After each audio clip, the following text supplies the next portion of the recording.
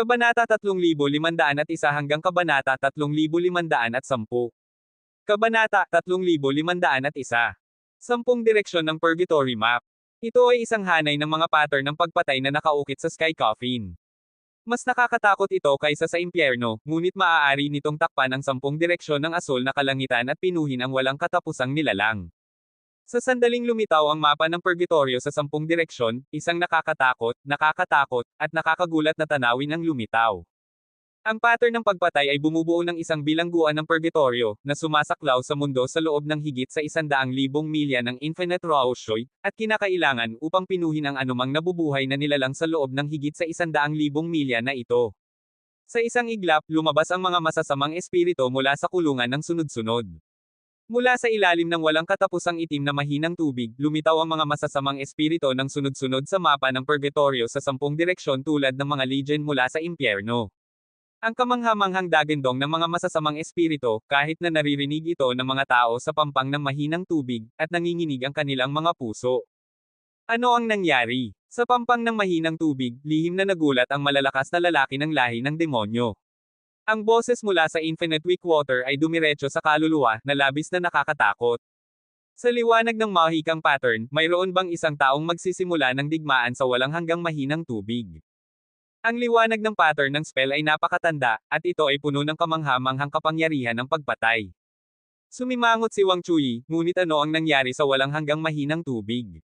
Wala silang paraan para malaman ngayon. Ang walang katapusang masasamang espiritu ay lumabas sa kulungan, umuungal sa mapa ng Purgatorio sa 10 direksyon, at ang pattern ng pagpatay na sumasaklaw sa higit sa 100,000 milya sa walang hanggang mahinang tubig ay pumilit sa mga masasamang espiritong ito na lumabas, at hindi sila makatakas. Ang larawan ay galit na umuungal. Anong uri ng sandata ito? Lihim na nagulat si Eight Knights Demon Emperor. Bilang isang superpower na umiral sa loob ng hindi mabilang na taon, ito ang unang pagkakataon na nakita niya ang sandata na ginagamit ni Yehan sa sandaling ito. Ang pitch black coffin ay walang ilalim. Ito ay tulad ng isang pasukan sa impyerno. Bukod dito, sa pagiging nababalot ng mapa ng Purgatorio sa 10 direksyon, naramdaman niya ang isang nakakatakot na kapangyarihan ng pagpino na gustong pinuhin ang kanyang katawan. At mayroong hindi mabilang na masasamang espiritu na nababalot dito, at ngayon ay pinipino sila ng mapa ng 10 direksyon ng Purgatorio, at ang mapa ng 10 direksyon ng Purgatorio ay malabo na mas mabangis. Si Muran, isang nakakatakot na mahikang pattern ang bumaba mula sa mapa ng Purgatorio sa 10 direksyon. Ang mahikang pattern na ito ay naglalaman ng paraan ng pagpatay at pagkawasak, at ito ay ilang beses na mas nakakatakot kaysa sa kulog sa mundo. Buzz. Kaagad pagkatapos, ang nakakatakot na liwanag ng pattern ng spell ay bumaba ng baliw patungo sa Eight Knights Demon Emperor. Sa mundong nababalot sa mapa ng Purgatorio sa 10 direksyon, ang walang katapusang liwanag ng mga mahikang linya ay tulad ng isang bagyo, sinusubukang lipulin ang isang mundo.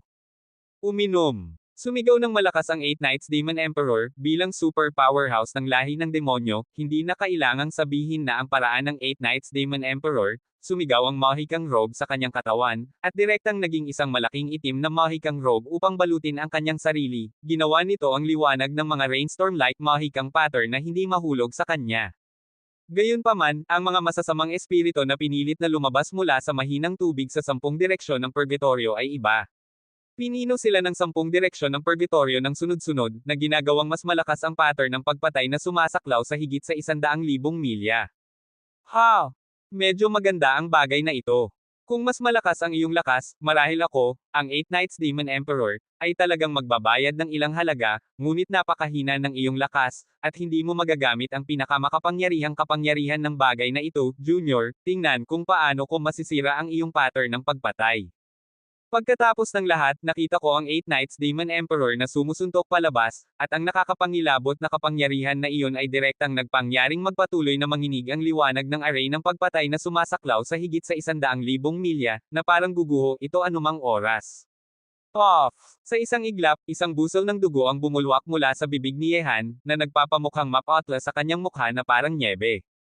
Ang mapa ng 10 direksyon ng Purgatorio ay kinokontrol ng Sky Coffin, at si Yehan ang may-ari ng Sky Coffin. Ngayon na ang mapa ng 10 direksyon ng Purgatorio ay inaatake ng Eight Knight Demon Emperor, hindi makahawak si Yehan. Boy, magmadali ka, hindi mo katugma ang lalaking ito. Nagmamadaling hinimok ni Suzaku, ang 8th Night Demon Emperor na ito ay isang 9th level Demon Emperor powerhouse. At isa rin siyang veteranong 9th level Demon Emperor, sa parehong antas ng tatlong Sword Master at iba pa ang presensya. Kaluluwa ng Purgatorio, lumabas ka.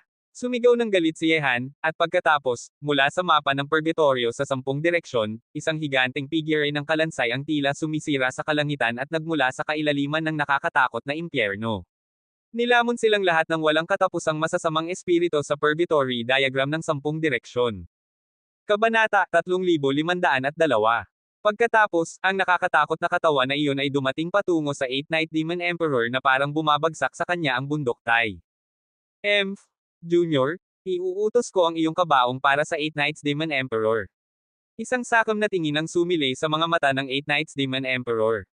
Si Yehan lamang ang nasa kaharian ng Holy Dao Emperor, at kung kontrolin niya ang kabaong, maaari niya siyang labanan isa o dalawa, kung ang kabaong ay nahulog sa kanyang mga kamay, ito ay magiging mas makapangyarihan.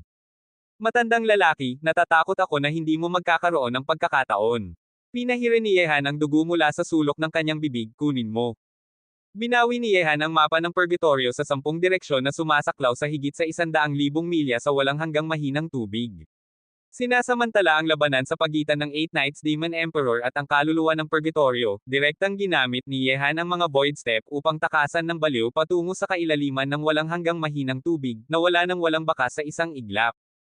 Bastard! Galit ang 8 Nights Demon Emperor, at pinatay niya ang kaluluwa ng Purgatorio na ipinatawag mula sa Purgatory Map ng 10 direksyon sa dalawang magkasunod na suntok, at pagkatapos ay mabilis na humabol ang 8 Nights Demon Emperor sa direksyon kung saan tumatakas si Yehan. Naghabol at tumakas ang dalawa.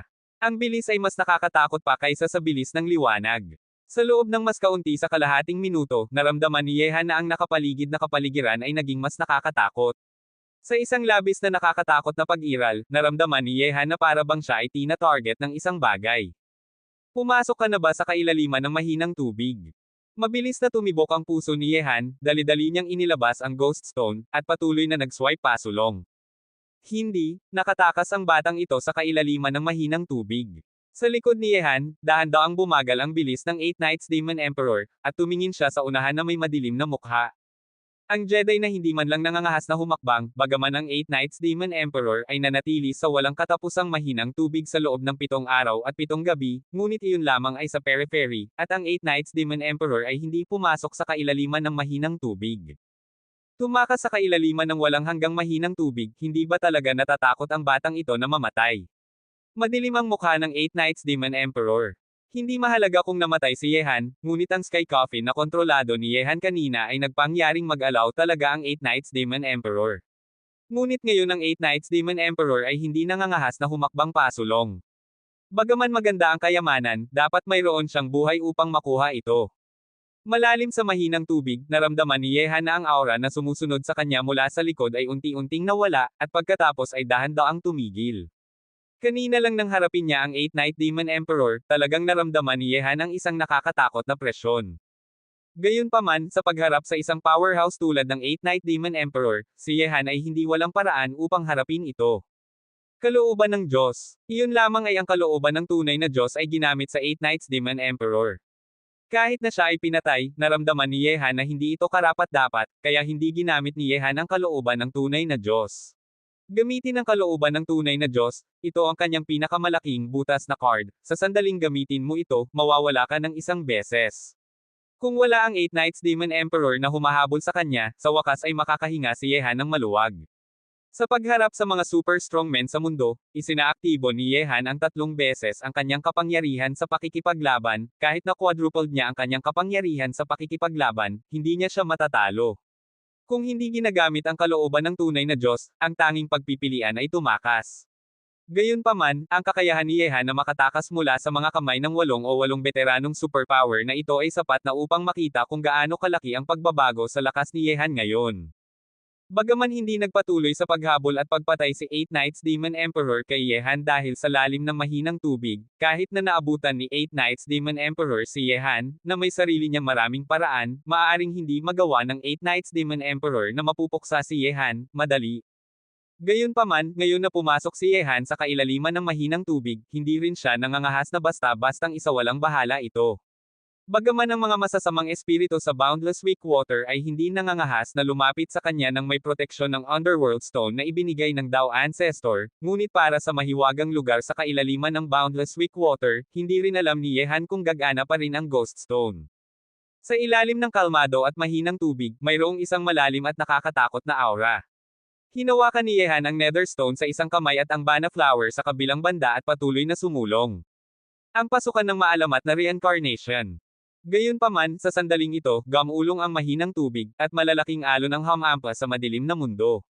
Marami sa sumusugod na itim na alon ang sumabog sa katawan ni Yehan. Sa sandaling iyon, biglang naramdaman ni Yehan.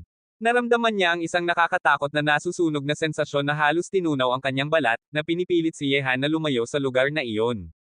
Ang tubig na sumabog sa katawan ni Yehan ay natural na nakakatakot na mahinang tubig, na labis na kinakaing unti-unti, kahit na ang kasalukuyang pisikal na katawan ni Yehan ay katumbas ng antas ng sandata ng isang sinaunang emperador, hindi nito mapipigilan ang pagkaing unti-unti ng mahinang tubig na ito. Siyempre, maswerte din na pinagkadalubhasaan ni Yehan ang batas ng mahinang tubig, kung hindi, ang kapangyarihan ng mahinang tubig sa mundong ito ay nakarod na ang katawan ni Yehan hanggang sa buto. May paggalaw. Seryoso ang boses ni Suzaku. Ang kanilang kasalukuyang posisyon ay nasa kailaliman ng walang hanggang mahinang tubig, isang lugar kung saan hindi man lang nangangahas na manatili ang mga higanti. Inilayo ni Yehan ang Bayan Hua na may maingat na ekspresyon, at lumitaw ang Myriad Tribulation Sword sa kanyang kamay. Sa gumugulong itim na mahinang tubig, isang mabangis, transparent na katawan ng kaluluwa ang umungol mula sa itim na mahinang tubig, at lumitaw sa linya ng paningin ni Yehan.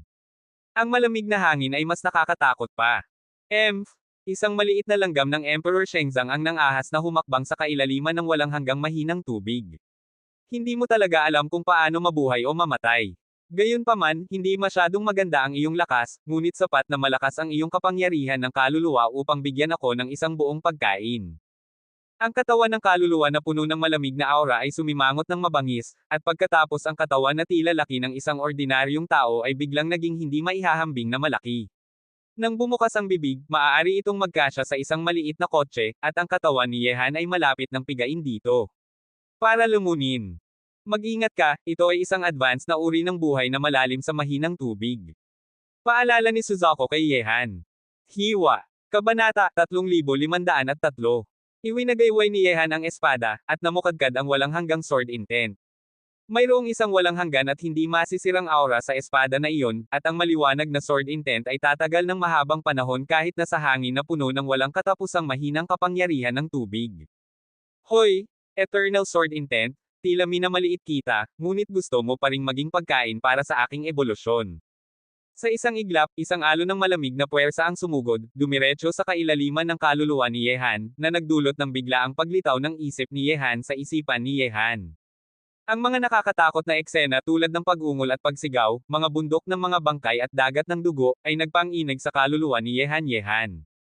Kasabay nito, ang sword intent ni Yehan, na tila walang hanggan, ay binalot sa malamig na aura na iyon, at agad na naging walang bisa, na para bang ang kapangyarihang kontrolado ni Yehan ay tinutuluyan ng katawan ng kaluluwa. Walang silbi. Nagulat ang puso ni Yehan, at inilunsad niya ang Void Step, at sa isang kisap mata, umatras siya ng 10,000 metro ang layo, na ginagawang biglang walang laman ang katawan ng kaluluwa na lumalamon patungo kay Yehan. Walang silbi ang subukang tumakas. Ang mabangis na katawan ng kaluluwa ay tulad ng isang multo, at hindi rin maisip ang bilis ng kalaban. Soul Fire. Sa isang sandali, kumalat ang puting apoy sa buong katawan ni Yehan, at pagkatapos ay nanginig ang katawan ni Yehan, at ang apoy ng kanyang kaluluwa ay biglang naging isang fire dragon at sumabog patungo sa katawan ng kaluluwa.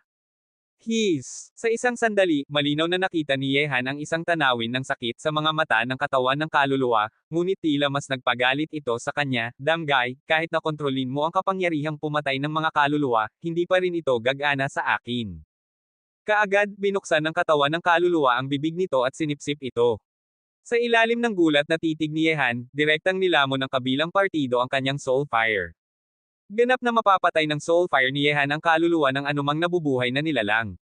Masasabing ito ang nemesis ng kaluluwa, ngunit unti-unting sinisira ng tanawin sa kanyang harapan ang pagkilala ni Yehan. Bago siya nagkaroon ng oras na mag-isip tungkol dito, ginamit muli ni Yehan ang kanyang trump card trick, tumigil ang oras. Sa 3 beses ang kapangyarihan sa pakikipaglaban, ginamit ni Yehan ang kakayahang i-freeze ang oras. Sa sandaling ito, tumigil ang lahat sa mundo sa paligid ni Yehan, kabilang ang katawan ng kaluluwa na umaatake kay Yehan. Takas. Bigla, tumakbo si Yehan. Kayang lumunin pa nga ng nakakatakot na katawan ng kaluluwa na ito ang kanyang soul fire. Talagang hindi maisip ni Yehan ang anumang paraan upang sirain ang katawan ng kaluluwang ito. Ngayon ang tanging bagay na mahalaga ay ang tumakbo para sa kanyang buhay. Tumagal ito ng 3 buong segundo bago gumaling ang tahimik na mundo. Damn it! Hinayaan mong makatakas ang bastard na iyon, ngunit sa kailaliman ng mahinang tubig na ito, mamamatay ka lamang. Tiningnan ng mabangis na katawan ng kaluluwa ang mundo, at sa wakas ay bumalik sa mahinang lugar na ayaw nito, sa ilalim ng tubig. Kasabay nito, nakabalik na ang 8 Nights Demon Emperor sa pampang ng mahinang tubig. Talagang hindi siya nang ahas na humakbang sa kailaliman ng walang hanggang mahinang tubig. Ang isang maliit na pagkakamali ay maaaring pumatay sa kanya sa loob lamang ng ilang minuto sa gayong nakakatakot na lugar. Bumalik na si Master Yaya. Sa pagkakita sa pagbabalik ng 8 Night Demon Emperor, tinitigin siya ng lahat ng malalakas na demonyo sa pampang ng mahinang tubig pagkatapos magsaludo. Nakaupo ng magkadikit sa pampang ng mahinang tubig, binuksan din ni Wang Chui, na naghihintay ng balita, ang kanyang mga mata. Sa pagtingin sa 8 Night Demon Emperor na bumalik ng mag-isa, sumimangot si Wang Chui, at isang madilim na tingin ang sumilay sa kanyang mga mata, kumusta ang mga tao? Malaki ang tiwala ko sa iyo. Nagpakita ng ayaw ang mukha ng 8 Nights Demon Emperor. Sa pagkarinig nito, agad na dumilim ang mukha ni Wang Chui. Tila namatay talaga si Yehan sa walang hanggang mahinang tubig. Sa gayong nakakatakot na lugar, walang pag-asa si Yehan na makaligtas pagkatapos pumasok sa gayong nakakatakot na lugar. Inaasahan din ang ganitong uri ng resulta. Humugat ng hininga ang lahat ng malalakas na demonyo, sa wakas ay patay na ang walang kapantay na talento na nagpangyari sa kanila na matakot sa mga demonyo. Hindi siya namatay, ngunit tumakas, at tumakas sa kailaliman ng mahinang tubig. Agad na sinabi ng 8 Night Demon Emperor. Kabanata 3504. Ano, nakatakas, at nakatakas sa kailaliman ng mahinang tubig. Nagulat ang mga puso ng lahat ng mga Demon King at Powerhouse, at nakatakas sila mula sa mga kamay ng 8 Night Demon Emperor. Sinabi na ang madilim na mukha ni Wang Chui ay hindi pa rin bumuti, at tumakas siya sa kailaliman ng mahinang tubig, paano makakaligtas si Yehan? Masyadong mapanganib ang lalaking ito para makatakas mula kay Lord Ye, ngunit patay pa rin siya pagkatapos makatakas sa kailaliman ng mahinang tubig, at walang posibilidad na makaligtas siya. Mukhang determinado si Chanzihao Tianwang. Ngayon, kahit na hindi inisip ni Wang Chui na mayroong paraan si Yehan, pumasok siya sa kailaliman ng mahinang tubig, at nakatakda na siyang mapahamak. Diyos! Tila ako? Si Wang Chui? Ay nakatakdang mag-iwan ng ilang mga panghihinayang. Dahan daw ang tumayo si Wang Chui at tumingin sa walang hanggang itim na dagat, ang panghihinayang sa kanyang mga mata ay hindi mapawi. Sa loob ng mahabang panahon, gusto ni Wang Chui na talunin muli si Yehan upang maibsan ang pagkahumaling sa kanyang puso. Kahit na natalo muli ni Yehan ang unang emperador pagkatapos umalis sa customs, hindi pa rin isinuko ni Wang Chui ang ideya ng paghamon kay Yehan.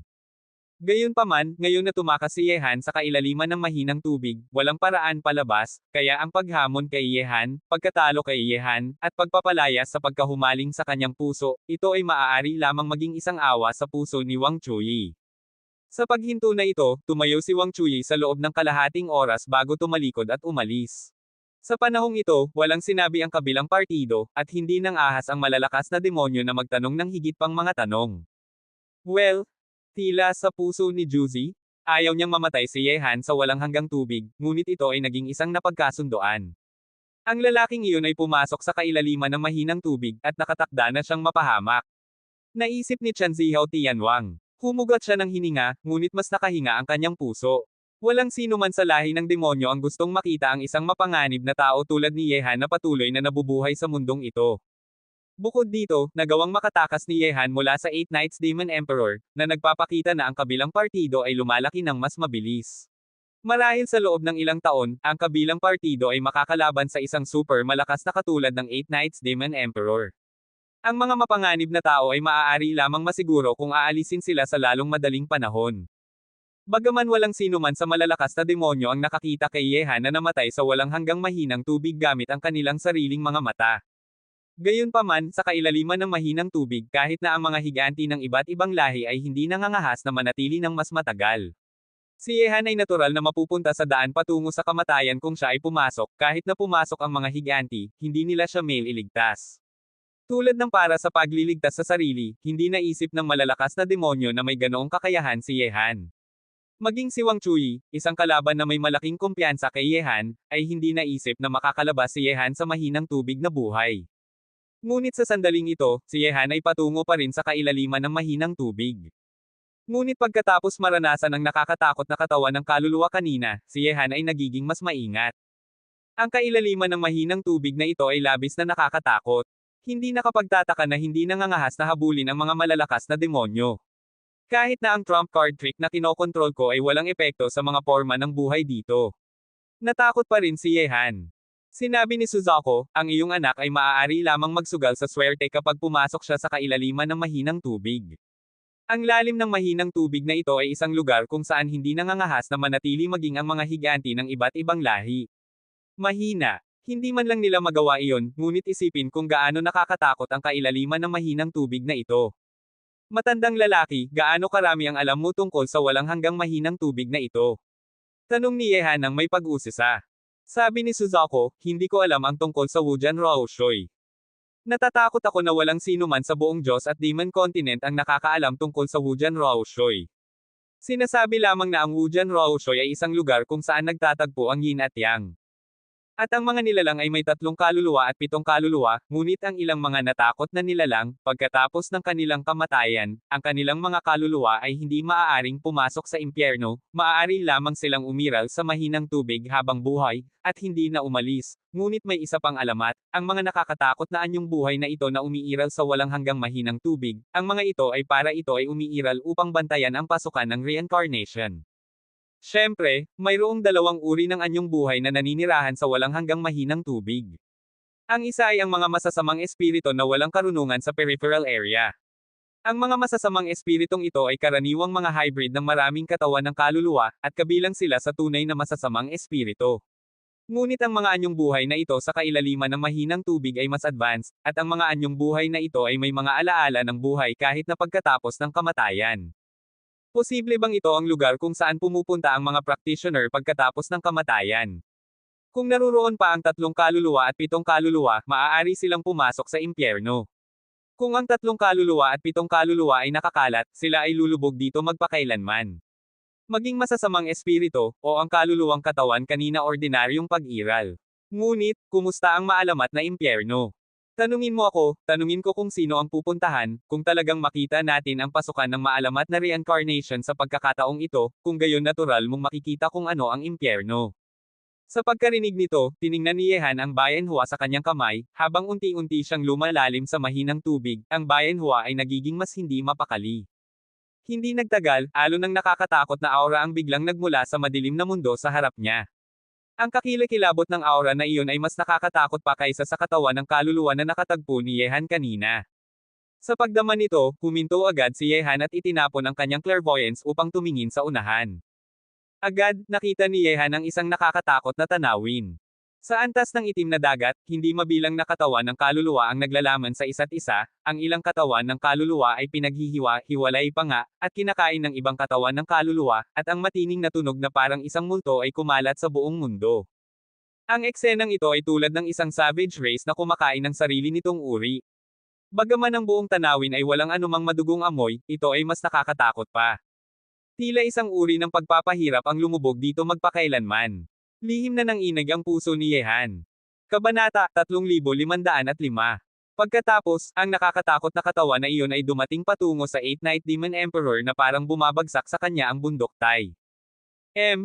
Naamoy ko ang isang mas dalisay na kapangyarihan ng kaluluwa, at tila ang isa pang lalaki na hindi alam kung paano mabuhay o mamatay ay dumating sa kailaliman ng mahinang tubig.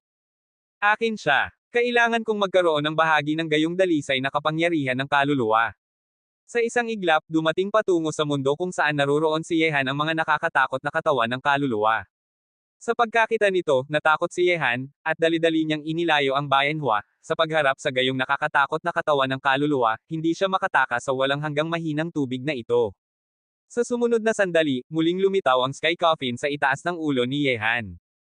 Hinawakan ni Yehan ang Underworld Stone ng mahigpit sa isang kamay, ang Myriad Tribulation Sword sa kabilang banda, at kontrolado ang Sky Coffin. Siya ay ganap na armado.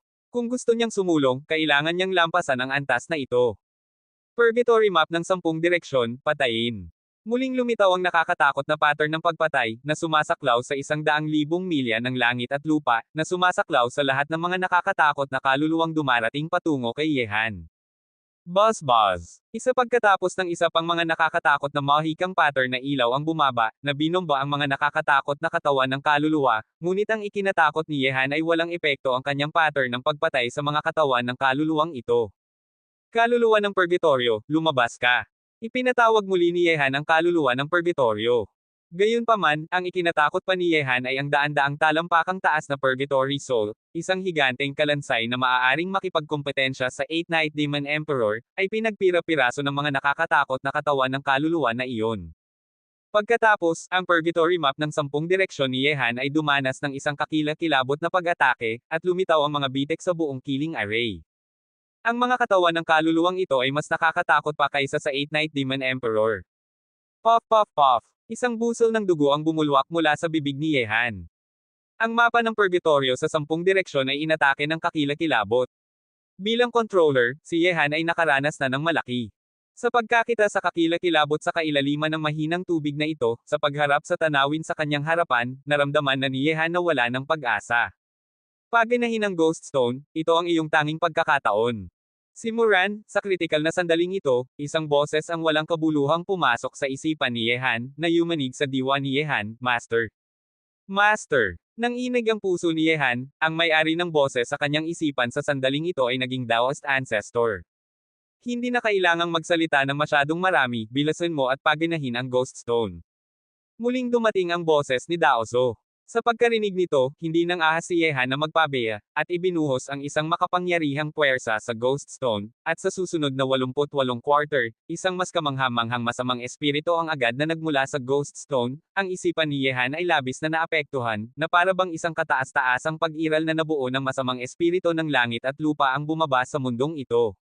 Wow! Sa ilalim ng marahas na pagbomba ng mga nakakatakot na katawan ng kaluluwa, ang mapa ng Purgatorio sa 10 direksyon na sumasaklaw sa isang radius na 100,000 milya ay ganap na nabasag. Pagkatapos, ang mga kaluluwa at katawan na mas nakakatakot pa kaysa sa Eight Nights Demon Emperor ay tulad ng mga mabangis na masasamang espiritu, at lahat sila ay sumugod patungo kay Yehan ng baliw, sinusubukang kainin ang katawan ni Yehan sa mga bahagi. Gayunpaman, nang aabutin na ng mga katawan ng kaluluwang ito ang harap ng katawan ni Yehan, bigla silang tumigil sa takot. Ang nakakatakot na masamang espiritu na sumusugod sa paligid ni Yehan sa sandaling ito ay nagpangyaring matakot ang mga katawan ng kaluluwang ito. Kabanata 3506. Ang Bato ng Impyerno. Tiningnan ng lahat ng mga kaluluwa ang Ghost Stone sa kamay ni Yehan sa takot, na para bang nakita nila ang isang nakakatakot. Sa sandaling ito, 100 metro ang layo mula kay Yehan, nagtipon ng maraming katawan ng kaluluwa, na ang lahat ay pumaligid kay Yehan, at ang nakakatakot na lamig na nagmumula sa mga nakakatakot na katawan ng kaluluwa ay nagpangyari kay Yehan na ang kanyang anit ay manhid, at ang pagiging pinapanood ng mga nakakatakot na kaluluwang iyon ay nagpangyari sa kanya na parang tina-target siya ng isang pangkat ng mga Diyos ng kamatayan. Boy! Umalis na tayo! Dumating ang matatag na boses ni Suzaku. Kung hindi biglang nagsalita si Daoso kanina lang, hindi maiwasan ni Suzaku na iwanan ang katawan ni Yehan at tulungan si Yehan na makipaglaban-laban sa mga nakakatakot na katawan ng kaluluwa. Sa pagkarinig nito, patuloy na pinasigla ni Yehan ang nakakatakot na masamang espiritu sa Ghost Stone, at naglakad pasulong ng hakbang-hakbang. Sa pagkakita nito, umatras agad ang natakot at ayaw ng mga kaluluwa na nakatayo sa harap ni Yehan. Ang kamanghamanghang masamang espiritu na nagmumula sa Ghost Stone sa kamay ni Yehan ay sapat na upang pigilan ang kanilang kapangyarihan ng kaluluwa. Sa pagkakita nito, hindi nang ahas si Yehan na manatili, agad siyang sumugod palabas ng agwat, at nawala sa paningin ng pangkat ng mga nakakatakot na kaluluwa sa isang iglap, na hindi nangangahas na manatili kahit isang sandali. Damn it, bakit mayroon ang lalaking ito ang bato ng impyerno? Ayaw ng mga kaluluwa, ngunit taglay ni Yehan ang nakakatakot na Ghost Stone, at hindi nang ahas ang mga kaluluwang ito na habulin sila. Kung nasaktan sila ng masamang espiritu sa bato, maglalaho rin sila sa usok. Pagkatapos tumakas ng malayo, huminto si Yehan. Maging si Yehan, na nakaranas ng hindi mabilang na panganib, ay natakot sa kakilakilabot na tanawin kanina. Ang mga nakakatakot na kaluluwang iyon ay mas nakakatakot pa kaysa sa Eight Nights Demon Emperor. Ngayon, sa wakas ay naunawaan ni Yehan kung bakit maging ang mga higanti sa walang hanggang mahinang tubig na ito ay hindi nangangahas na manatili ng mas matagal. Halos walang kapangyarihan ang mga katawan ng kaluluwang ito na saktan sila, tulad ng pangkat ng mga nakakatakot na katawan ng kaluluwa kanina lang, kahit na makatagpo sila ng mga higanti, mahihirapan sila. At hindi alam ni Yehan sa ngayon kung mayroong mas nakakatakot na pag-iral kaysa sa mga katawan ng kaluluwang ito sa kailaliman ng mahinang tubig na ito. Master, sinubukan ni Yehan na tumawag. Tiningnan niya ang ghost stone sa kanyang kamay. Maaari bang mag-iwan ang Daoist Ancestor ng isang bakas ng espiritual na kaisipan sa Ghost Stone? Naramdaman mo na ang panganib ng walang hanggang mahinang tubig, gusto mo ba talagang magpatuloy? Muling tumunog ang boses ni Daozo sa isipan ni Yehan. Sa pagkarinig nito, huminga ng malalim si Yehan at sinabi, Master, hindi susuko ang disipulo na ito. Okay, sumulong ka, babarilan ako kapag kinakailangan, at ang lahat ng iba pa ay depende sa sarili mong swerte. Salamat, Master, sa iyong tulong. Master, ano ba talaga ang ghost stone na ito? Halos walang kapangyarihan ang mga katawan ng kaluluwa ng walang hanggang mahinang tubig upang pigilan sila, ngunit maaaring harangan ng ghost stone na ito ang mga katawan ng kaluluwa. Labis na nagtataka si Yehan. Ang Hellstone bang binanggit ng katawan ng kaluluwa ay tumutukoy sa ghost stone? Sinabi ni Daozo, hindi ko alam tungkol dito bilang isang guro. Nakuha ko ito nang hindi sinasadya sa walang hanggang mahinang tubig na ito, ngunit ang masamang espiritu sa ghost stone na ito ay hindi kabilang sa anumang uri ng kapangyarihan sa Diyos at Demon Continent, at maaari lamang nitong pigilan ang katawan ng kaluluwa dito. Ngunit ang ghost stone na ito gaano kalayo ito tutulungan kang pumunta? Hindi ko alam kahit bilang isang guro.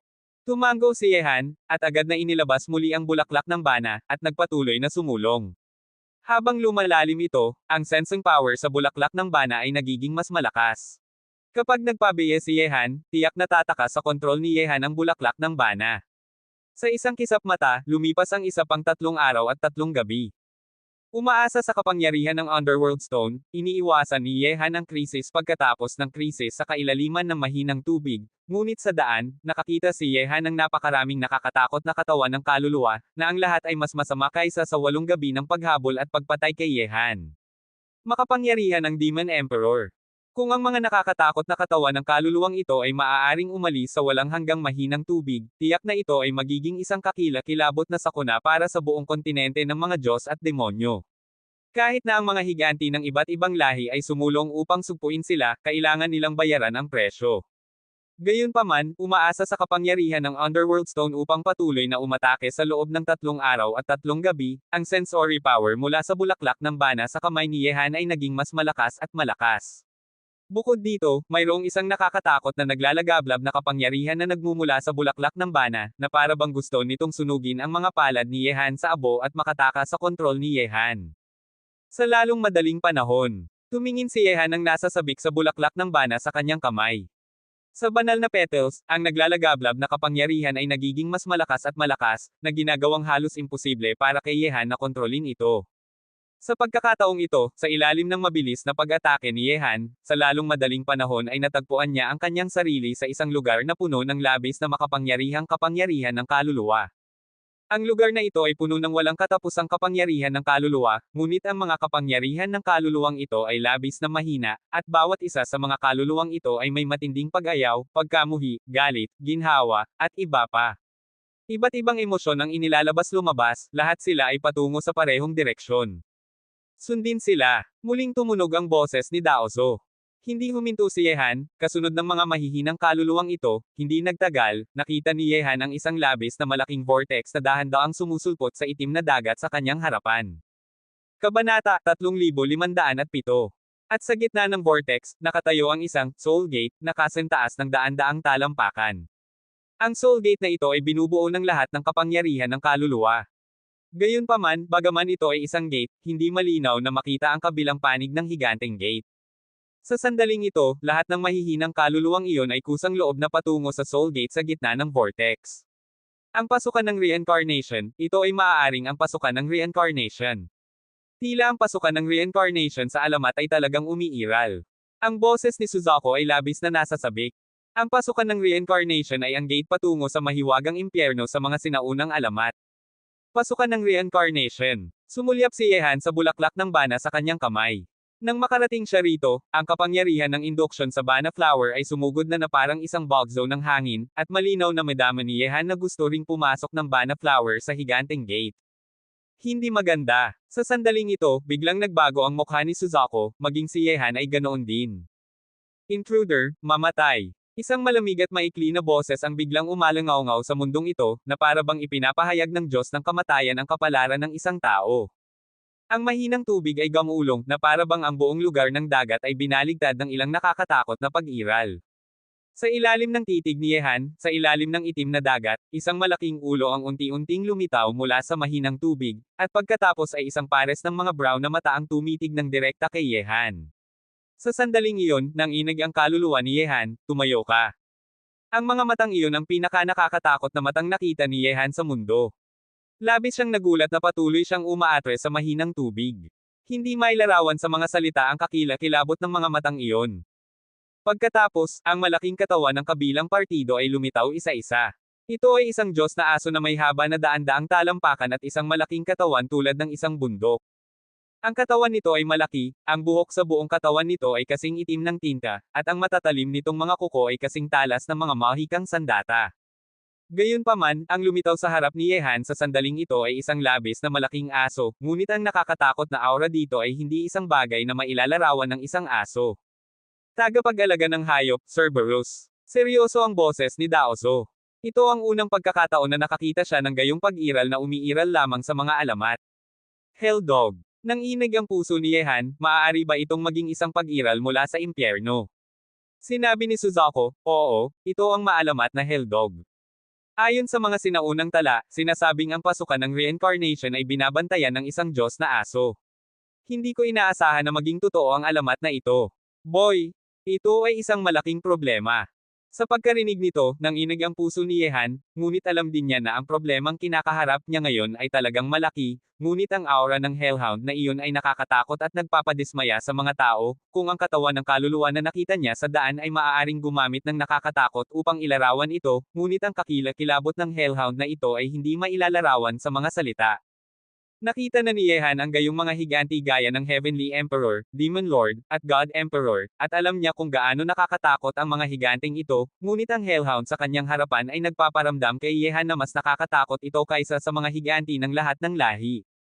Kapag pumunta ang higanti dito upang magsimula ng isang malaking labanan sa Hellhound na ito, natatakot ako na mahuhulog ang higanti. Bato ng impyerno, bulaklak ng kabilang panig, hindi nakapagtataka na makakarating ka rito, labagin ng lupain ng reincarnation, mamatay. Nagbitiw ng mga salita ang Cerberus, at sa paggalaw ng matatalim nitong mga kuko, gamulong ang mahinang tubig sa loob ng 10,000 metro sa paligid nito, na para bang gusto nitong ilibing si Yehan sa piraso ng mahinang tubig na ito. Purgatory map ng 10 direksyon, nakakalat. Bago siya magkaroon ng oras na mag-isip tungkol dito, ginamit muli ni Yehan ang Sky Coffin, at ang killing array pattern ay sumaklaw sa mundo, maging ang Soul Gate. Bagaman alam ni Yehan na sa pagharap sa nakakatakot na Helldog na ito ay walang silbi ang Sky Coffin, gusto pa rin itong subukan ni Yehan, at wala lamang mapa ng 10 direksyon ng Purgatorio sa Sky Coffin. Kaluluwa ng Purgatorio, patayin. Muling uminom si Yehan, at ang kaluluwa ng Purgatorio, na mas malaki kaysa sa Hellhound na iyon, ay lumitaw. Heavenly Coffin Soul Rescue, kunin mo. Nang inig ang Sky Coffin sa itaas ng ulo ni Yehan, at agad na naging isang higanteng kabaong na 1,000 metro ang haba at 100 metro ang lapad. Sa sandaling iyon, ang mga natakot at matining na hiyawan ay nagmula sa loob ng Sky Coffin. Ginugulo ang landas ng reincarnation ng lahat ng nabubuhay na nilalang, madaragdagan ang krimen. Sumugod palabas ang matatalim na kuko ng Hellhound, pinaghiwa-hiwalay ang mapa ng Purgatorio sa 10 direksyon sa isang iglap, nawala ang pattern ng pagpatay, at maging ang kaluluwa ng Purgatorio ay hindi makatiis ang impyerno ang atake ng matatalim na kuko ng aso ay punit sa kalahati ng biglaan. Bukod dito, bagaman nakakatakot ang Heavenly Coffin suppressing soul ni Yehan, at kinokolekta nito ang mga kaluluwang malapit ng pumasok sa Soul Gate sa Sky Coffin, wala itong epekto sa Hellhound na ito. Kabanata 3508. Natatakot ako na ang makalangit na emperador sa kontrol ng Sky Coffin at iba pang mga kataas-taasang sandata ay halos hindi mapigilan ang asong impyerno, lalo na si Yehan. Gamitin ang aking dugo upang pinuhin ang iyong puso, at gamitin ang aking kaluluwa upang sampain ang iyong katawan, banal na kaluluwang spell. Sa pagkatalo ng Sky Coffin, agad na inilabas ni Yehan ang sampaang Cetro, at binigkas din ang pinakamakapangyarihang diskarte sa sumpa na kanyang pinagkadalubhasaan sa ngayon, ang kaluluwang sumpa. Ang ganitong uri ng sumpa ay maaaring tumagos ng malalim sa kaluluwa, na sinamahan ng ang isinumpang nabubuhay magpakailanman. Walang kabuluhan, tanggapin ang parusa mula sa impyerno. Ang asong impyerno ay walang pakialam, kahit na ang kaluluwang spell ni Yehan ay bumaba sa asong impyerno, wala itong anumang epekto dito. Walang solusyon pa. Natakot si Yehan. Sa 3 beses ang kapangyarihan sa pakikipaglaban, nagamit na niya ang makapangyarihang Sky Coffin at ang sampaang Cetro, ngunit hindi pa rin siya nagdulot ng anumang pinsala sa Hellhound, at hindi man lang niya napigilan ang kalaban ng isang hakbang. Agad, tumalon ang puso ni Yehan. Bagaman hindi mahawakan ng mga pamamaraang ito ang Hellhound, mayroon pa rin siyang kalooban ng isang tunay na Diyos. Iyon ang kapangyarihan ng isang Diyos, na lampas sa antas ng mga higanti. Sa isang iglap, lumitaw ang tatak ni Yehan ng tunay na Diyos sa pagitan ng kanyang mga kilay, ang mga hibla ng banal na kaningningan ay bumalot kay Yehan, na ginagawa siyang parang isang Diyos na bumaba sa mundo, at ginawang nagningning ang pares ng mga brown na mata ng Cerberus. Isang tingin ng pagkabigla. Ang kapangyarihan mula sa mga Diyos, ikaw na mortal lamang, paano mo magkakaroon ng kapangyarihan ng mga Diyos? Ikaw ba ang kahalili ng mga Diyos? Muling sinabi ni Cerberus, gayunpaman, kahit na ikaw ang kahalili ng mga sinaunang Diyos, hindi ka dapat lumabag sa lupain ng reincarnation, hindi mo dapat gambolain ang landas ng reincarnation, kaya kailangan mo pa ring tanggapin ang parusa mula sa impyerno. Gayunpaman, sa sandaling kung kailan ilalabas na sana ni Yehan ang kalooban ng tunay na Diyos, isang figure ang dahan-daang lumitaw sa tabi ni Yehan mula sa Netherstone, at ang katawan ng kabilang tao ay medyo awkward pa rin. Master, matutulungan lamang kita dito, magmadali ka, hindi dapat sayangin ang kalooban ng tunay na Diyos dito. Sabi ni Daozo, at pagkatapos ay lumabas ng walang pag-aatubili, lumitaw ang mga berdeng dahon sa paligid niya. Sa mga berdeng dahon na iyon, mayroong mga nakakatakot na panuntunan ng 10,000 batas, bawat berdeng dahon ay maaaring hamarang sa mundo. Isang ugnayan lamang ng banal na pandama ay tulad ng isang cart. Malamig ang boses ng Hellhound, at ang matatalim nitong mga kuko ay sumugod ng direkta patungo kay Daozo. Isang body leaf, isang mundo root, isang lotus leaf, 9 na pahina ang maaaring bumuo ng 81 langit. Isang serye ng malalakas na boses ang nagmula sa bibig ni Daozo, at agad siyang hinarang ng mga berdeng dahon na kasama niya, na bumubuo ng kabuuang 79 at 81 depensa. Gayunpaman, sa harap ng mga kuko ng Cerberus, karamihan sa mga 79 at 81 depensang ito ay nawasak sa isang iglap. Master, natakot si Yehan. Bagaman nakakatakot si Daozo, maaaring hindi siya ang kalaban ng Hellhound na ito sa kanyang kasagsagan, lalo na ang isang ugnayan lamang ng banal na pandama ngayon. Boy, magmadali ka, huwag mong hayaang masayang ang masigasig na pagsisikap ni Daozo. Nagmamadaling hinimok ni Suzuko, wala siyang kahit katiting na kumpiyansa na harapin ang nakakatakot na Hellhound na ito. Umalis na tayo, gawin mo ang dapat mong gawin. Habang lumalapag ang pangalawang kuko ng Hellhound, ang lahat ng mga depensa sa harap ni Daozo ay nabasag. Sa pagkakita nito, nagnitnit ng kanyang mga ngipin si Yehan, tumalikod at bumaril diretso sa soul door. Sa sandaling mawala si Yehan sa Soul Gate, direktang nilamon ng Hellhound ang banal na pandama ni Dao Ancestor. Sa pasukan ng reincarnation, ang mundo ay muling bumalik sa kalmado. Ang reincarnation ng lahat ng nilalang ay nagpapatuloy pa rin, na para bang mayroong mga kaluluwang pumapasok sa Soul Door at pumapasok sa impyerno sa bawat sandali. Tiningnan ng Cerberus Dog ang malaking Soul Gate, ngunit hindi gumalaw. Ang kapangyarihan ng mga sinaunang Diyos at Diyos, ang taong ito ang pangalawang tao na pumasok sa cycle ng reincarnation, ngunit siya ay isang mortal lamang.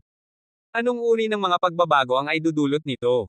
Noong huling beses akong pumasok, ito ay isang makapangyarihang Diyos. Sa pagkakataong ito, umaasa ako na hindi ako sisisihin ng mga nasa 10 kaharian, ang bato ng impyerno, ang bulaklak ng kabilang pampang, marahil. Kalooban ng Diyos. Agad, lumubog muli ang Cerberus sa malawak na mahinang tubig, at bumalik sa normal ang lahat.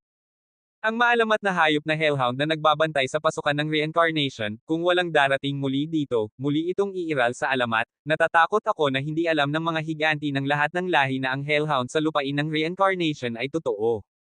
Ang gate ng kaluluwa ay ang channel ng reincarnation, na konektado sa impyerno. Kabanata 3509. Sa sandaling ito, si Yehan ay nasa daanan na ito. Sa paligid niya, mayroong mga kaluluwa na sabay na pumasok sa reincarnation. Ang mga kaluluwang ito ay may mahinang kamalayan at maaari lamang na gumala sa kasalukuyang daanan ng reincarnation na ito.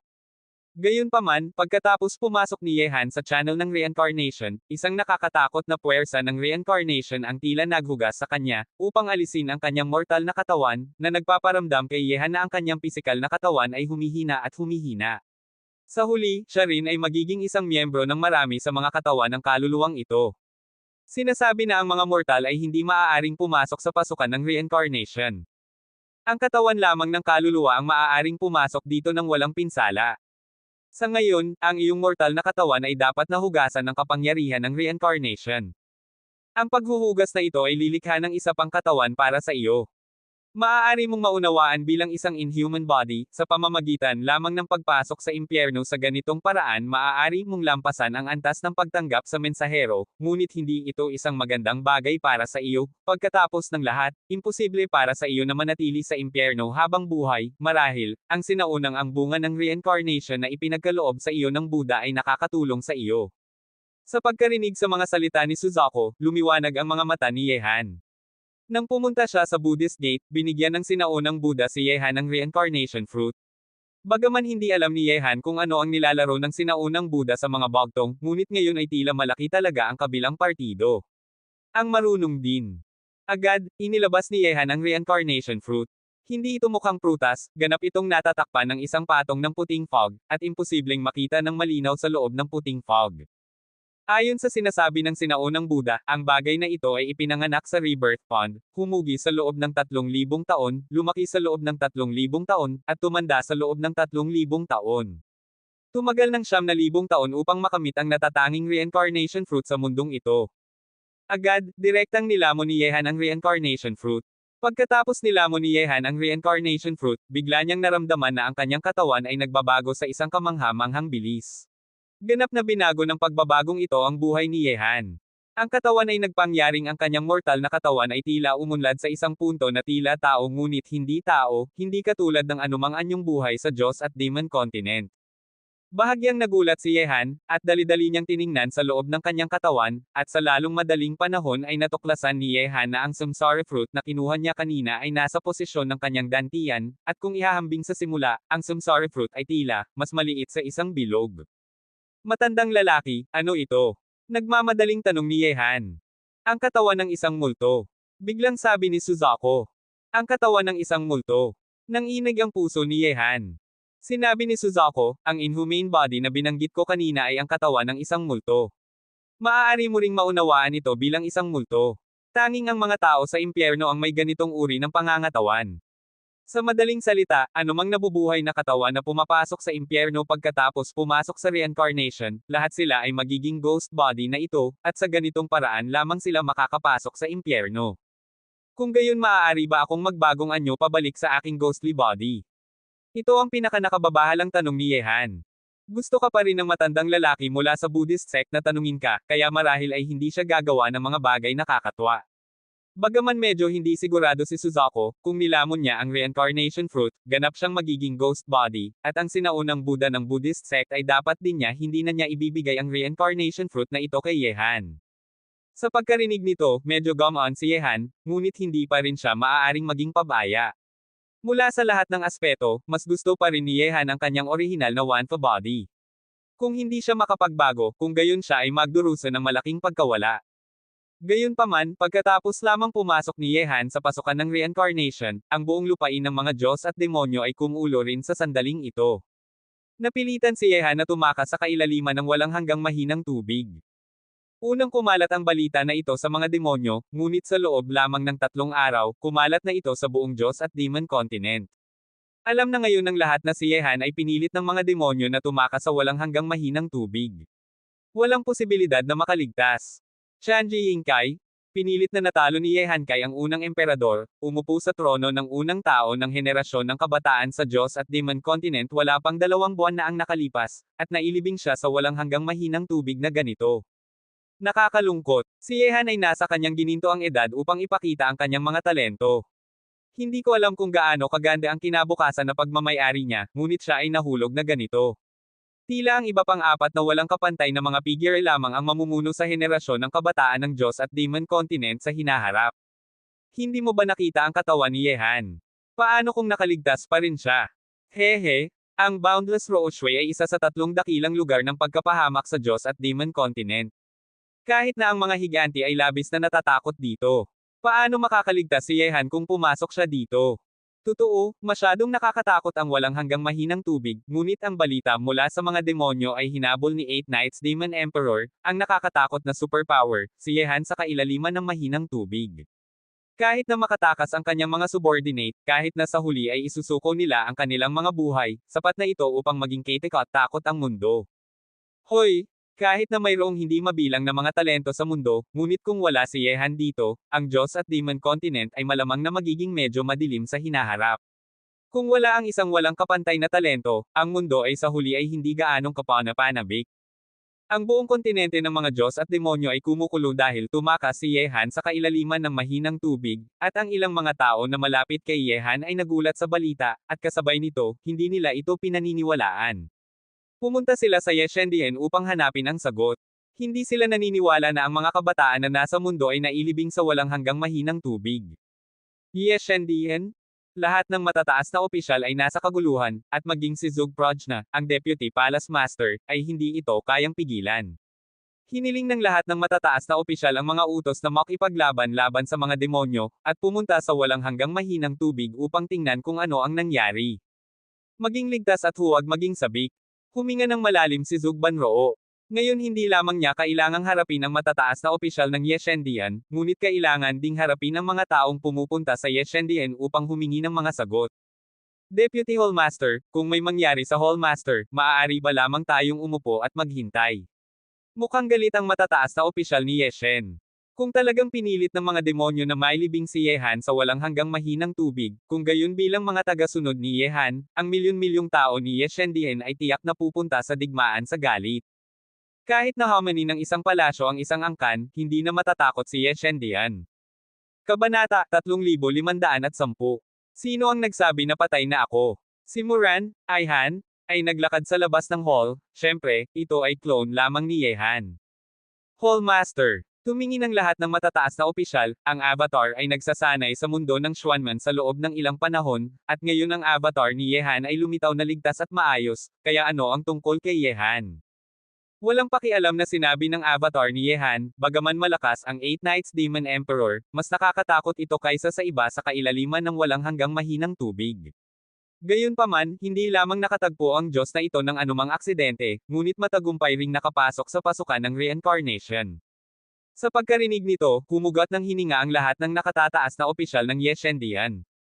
Sa pagkarinig nito, isang maliwanag na ilaw ang sumilay sa mga mata ni Zug Prajna, at pagkatapos ay isang ngiti ang lumitaw sa sulok ng kanyang bibig, at sinabi niya, napakaganda nito, nag-aalala ako na hindi ko magkakaroon ng pagkakataong subukan ang mga taong iyon, ngunit ngayon ay isang pagkakataong ipahayag ito sa publiko, isasara ng walang katiyakan ang Yeshendian mula ngayon. Inihayag na isasara ng walang katiyakan ang Yeshendian mula ngayon. Sa paglabas ng mga salitang ito sa bibig ni Zug Banroo, humugot ng hininga ang matataas na miyembro ng Yeshendian, at kasabay nito ay tiningnan nilang lahat si Zug Banroo nang may pagtataka. Ngayon na maayos si Yehan, hindi ba sila dapat sumulong upang pabulaanan ang mga alingawngaw? Vice Hallmaster, ano ang ibig mong sabihin? Naguluhan si Shengdi Xingli. Posible bang may iba pang mga kaayusan ang Vice Hallmaster? Maliwanag na sumilay ang mga mata ni Awatchang. Hiniling ni Yehan sa matalinong babaeng ito na kunin ang posisyon ng Vice Hallmaster, kaya dapat nilang panatilihin ang pag-iisip ng isa't isa. Tiningnan ni Zug Banroo si Awatchang nang may pagpapahalaga, pagkatapos ay tiningnan ang mga matataas na opisyal ng Yeshendian na naruroon at sinabi, ano ang katayuan ng Yeshendian sa Central God Realm? Sa ngayon, hindi maraming tao sa Yeshendian ang nangangahas na nakawan ang gilid nito sa Central God Realm. Sa likod namin ay hindi lamang ang suporta ng malalakas na puwersa mula sa iba't ibang estado at lihim na kaharian, ngunit pati na rin ang dalawang higanti ng Xinwo Academy at Daomen. Sa panimula ay walang puwersa sa God's Domain na nangangahas na ilipat si Yeshendian. Superficial na mga pananaw. Sabi ni Zug Prajna nang may walang awang dagok. Tila may walang hanggang tanawin ang kasalukuyang Ye Temple, ngunit sa katunayan maraming hindi tiyak na mga kadahilanan sa likod ng tanawin na ito. Sa makatuwid, maliban sa mga puwersa na may lumang relasyon sa Hallmaster, lahat ay sumusuporta kay Ye Shendian dahil lamang sa mga disipulo ng Hallmaster, Xinwu Academy, Daomen, at sa Hallmaster mismo. Gayunpaman, sa sandaling magkaroon talaga ng aksidente ang Hallmaster, tutulungan pa rin ba ng Akademya ng Xinwu at ng sekta ng Daoist si Ye Shendian ngayon? Patuloy pa rin bang susuportahan ng iba pang mga puwersa na sumusuporta kay Ye Shendian? Kasunod ng tanong ni Zog Prajna, natahimik ang lahat ng matataas na miyembro ng Ye Shendian. Totoo na talagang mayroong maraming hindi tiyak na mga kadahilanan sa likod ng Ye Shendian, na tila may walang hanggang tanawin. Siyempre, normal para kay Zog Banroo na magkaroon ng gayong mga pagsasaalang-alang.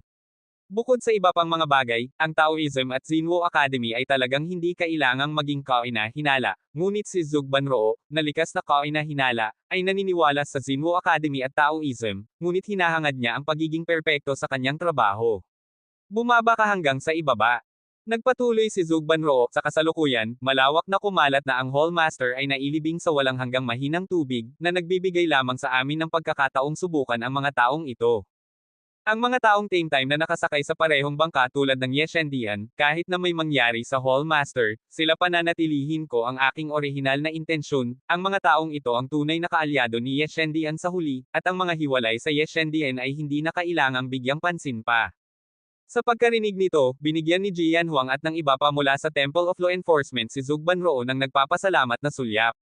Sinundan ng babaeng ito si Yehan mula sa China, at hindi siya mas masahol pa kay Yehan sa bawat aspeto maliban sa lakas. Ngayon na umalis na si Yehan sa kanyang pamamahala sa templo, ito ay karaniwang ligtas at secure. Gayunpaman, paano ko dapat tumugon sa mga pumupunta sa templo upang magtanong tungkol sa may-ari ng templo? Tanong ni Xingli Shengwang. Sa pagkarinig nito, kiniputan ni Zog Prajna ang kanyang mga mata at sinabi, sabihin mo sa kanila, walang komento sa ngayon. Ngunit paano ang lahi ng tao? Sabi ni Xingli Shengwang, nagpadala na ang lahat ng angkan ng Qin, Zun Clan, Soul Clan, Xin Clan, Yi Clan, at Lingho Clan ng mensahe, kaya dapat ba naming sagutin sila ng ganito? Panipi. Mula sa pananaw ng matataas na opisyal ng Ye Shendian, talagang hindi na kailangan para magkaroon ng pagdududa ang lahi ng tao. Pagkatapos ng lahat, si Yehan ay nagmula sa lahi ng tao ng paunti-unti sa simula. Masyadong maraming pagsisikap. Pareho. Walang pakialam na sinabi ni Zog Banroo, kahit sino pa sila, ang mga taong same time kay Yehan, kahit na wala na si Yehan, palagi silang maninindigan sa tabi ni Yehan. Di nagtagal, ipinakalat ni Ye Shendian ang balita ng walang katapusang pagsasara ng bundok mula sa Tianlong Holy City sa lahat ng partido sa Central God Realm, at ang mga pumunta sa Ye Shendian upang humingi ng mga sagot ay hindi nakuha ang huling sagot. Umialis na bigo. Kahit na ang lahi ng tao ay medyo nabigo. Paano siya maaaring patay? Imposible, tuklasin nating muli. Sa pagkarinig ng balita na si Yehan ay inilibing sa walang hanggang mahinang tubig, ang mukha ng unang emperador ay kasing lamig ng yelo.